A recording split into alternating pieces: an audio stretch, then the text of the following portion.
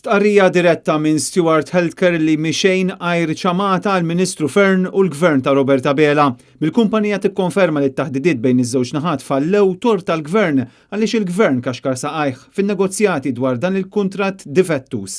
Fi stqarrija l-kumpanija rribattiet id-diskors li qal Fern fil-Parlament il-ġimgħa li għaddiet. Stewart fakkar fid-difetti illi għandu l-kuntratt tal-isptarijiet illi sar oriġinarjament ma' Vitals u li għalih qed noħorġu il-miljuni.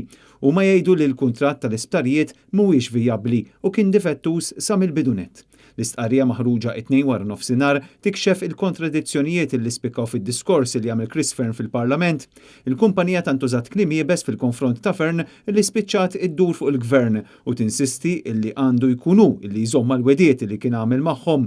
Il-ġimgħa l-oħra fil-Parlament il-Ministru tas-Saħħa kien stqarr li bħalissa għatem kawżi fil-qorti li l-eżitu tagħhom u ta' interess fil-kuntest ta' relazzjonijiet bejn il-Gvern u Stewart.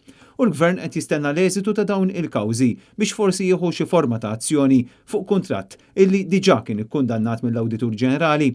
Quddiem il-qorti d-Deputat Nazzjonalista Adrian Delija kien fetaħ kawża biex il-Gvern Malti jerġa' jieħu l-isptarijiet lura fideh minħabba li Stewart qed jiksru diversi kundizzjonijiet tal-kuntratt u mhumiex jonoraw l-obbligi li daħlu għalihom.